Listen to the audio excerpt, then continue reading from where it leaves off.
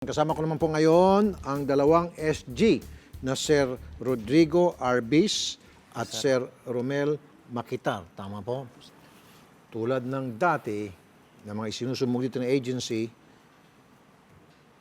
sobrang baba ng pasahod, walang day off, walang OT, etc. etc. Magandang tanghali po sa inyo, Sir Rodrigo, Sir Romel. Magandang hali, sir. Kayo po ay nagtatrabaho bilang SG sa Freeton Security Agency. Yes, sir. Pero ang duty po ninyo ay sa Muntinlupa po. Muntinlupa. So dahil Muntinlupa po yan, dapat yan 537 kada araw, 8 oras po yan. Sa kaso po ninyo mga sir, magkano po yung arawan ninyo? Mali, minsan, sir, 311 lang po ang per day. Ang layo. Okay. Ilang oras yan sa inyong 311? 12 hours po. Diretso yan, 311, 12 hours na yan. Apo, sir. So walang bayad yung 4 na oras na overtime. Wala po, sir. Sabi mo, kuminsan 311, so ibig sabihin, hindi magkapareho? Minsan, sir, kinikwenta namin, 322 yung lumalabas sa ibang payslip namin, sir. Paiba-iba. Yes, sir. May 320 to may 311. Bakit? Bakit hindi magkakapareho?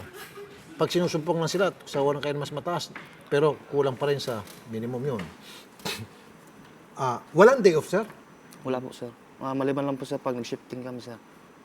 Magpapalitan kami magkasama. Mag-i-straight yung pang-umaga. Wala kayong pahinga-pahinga niyan. Wala po, sir. Hindi na makatao yan. Nasa linyang telepono si Francis Faltado, Operations Officer ng Freeton Security Agency. Yung kanyang apelyido sa Espanyol, kulang. Tama nga talaga, palta. Palta ang inyong pong sweldo. Mr. Falta, Mr. Francis Faltado, sir. Yes po. Yes po, sir. Magandang hapon. Sir, kawawa naman itong mga pobreng agency, security guard niyo po dito sa inyong agency. Inaapi po, sir. Opo. 311, sir, 12 hours. Alam naman natin, alam mo naman, na 537 Yes, kada sir. araw walang oras dahil sa Muntinlupa po sila nag-duty. Opo. Tapos, walang OT, walang day off. Grabe naman yan, sir. Bali, sir, na napag-usapan na po namin yan ng mga gwardiya. Bali po yan po ay isinesettle na po namin dun sa kliyente po namin na AFP Ambay. Yan, sir, ay nagsabit na po kami sa kanila, sir, ng yung pong renewal po namin. Kasi, sir, terminated na po kami niyan noong February 28. Ngayon, sir, nagsubmit po kami ng for increase at itatama na po namin yung sweldo po nila. Ngayon pong may submit po yung yun pong ma-approvean po yung aming sa bidding po yun, sir. Okay. Pero sir, yung sinasabi mo sa amin ngayon, kalahating good news lang yan. Yes po. Ang pinaka gusto naming marinig na para mabuong good news talaga lahat Yes po. is yung mga perang hindi nabigay sa kanila simula sila po'y mag-duty sa inyo or magtrabaho sa inyo, dapat maibigay back pay. Ay, sige, sir. At iano ko po din sa amin sa opisina. Okay? Opo. Sandali po sir, 13-month pay meron? Opo, meron po yan. Meron po, sir. Pero kalate, sir. Oh, 13-month pay sir, kalahati lang. Hindi, sir. Kami po ay nagbibigay ng July. Magkano po? July? July po. Bali po yung buong 13-month pay. Ibinibigay po namin yun ng December. July po, kalahati. Then December po, kalahati. Ganun ba? Kompleto naman po yun. Kompleto. Sige. Yes po. So sir, yung ano na lang po yung OT, yung minimum, yung difference sa minimum, tapos yung Apo. OT, Yes, yung double pay. Yes po. Okay? Apo. Sige. So mainam naman sir. Sir, gusto ko po sir, bago po mag Holy Week, bayad na po sila. Opo. Kasi sir, kapag hindi po siya nangyari, magkakaroon po kayo ng kalbaryo.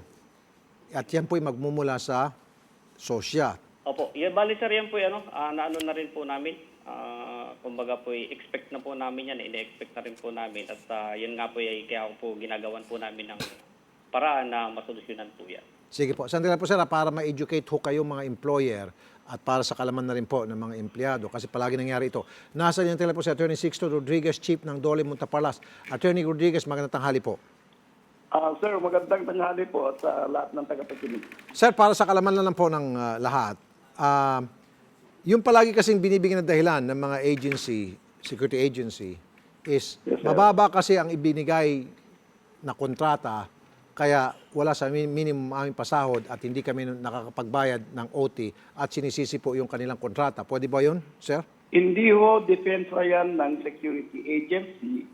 Kasi kung nagbabayad ang principal doon sa security agency, ay presumption dyan ay nagbabayad ng gusto yung principal sa agency at obligasyon po ng security agency na dapat ibigay lahat ng benefits ng security guards, no?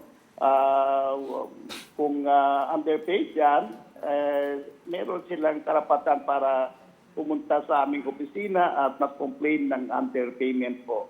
Ayun. At mababawi nila po, sir, yung mga pera hindi nabigay sa kanila, yung mga nalugi sa kanila. Yes, sir. Yes, sir. Mababawi po nila yung money claims nila up to 3 years back. Up to 3 years back. Yes, sir. Yes, sir.